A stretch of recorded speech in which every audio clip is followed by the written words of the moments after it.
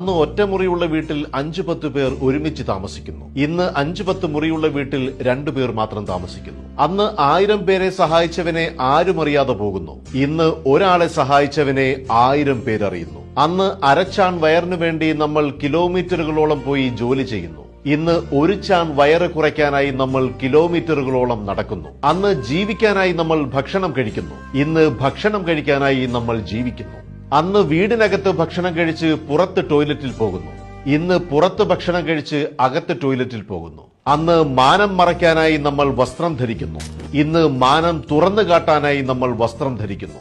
അന്ന് കീറിയ വസ്ത്രങ്ങളും തുന്നിയെടുത്ത് നാം ഉപയോഗിക്കുന്നു.